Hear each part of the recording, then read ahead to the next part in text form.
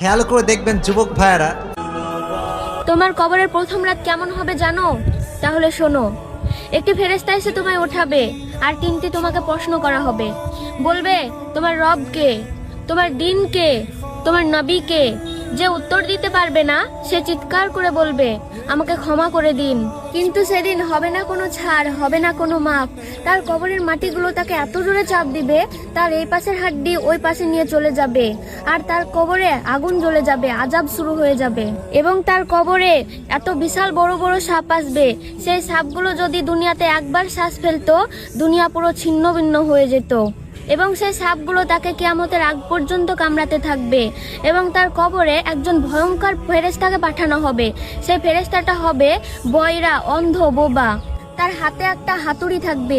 সেই হাতুড়ির ওয়েট এত এত বেশি হবে যে সারা জাহান পৃথিবীর মানুষ হলেও একটু বিন্দু পরিমাণও নাড়াতে পারবে না। সে হাতুড়ি দিয়ে তাকে পিটানো হবে।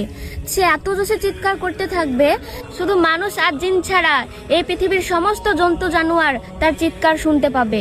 শুধু এতেই শেষ নয়, তাকে কিয়ামতের দিন দাঁড় করানো হবে এবং তার কাছে নামাজের হিসাব চাওয়া হবে। সে যদি নামাজের হিসাব দিতে পারে তাহলে মিজানের ফুলসরাত পার হয়ে যেতে পারবে, আর সে যদি না দিতে পারে তাহলে তাকে জাহান্নামের আগুনে নিক্ষেপ করা হবে।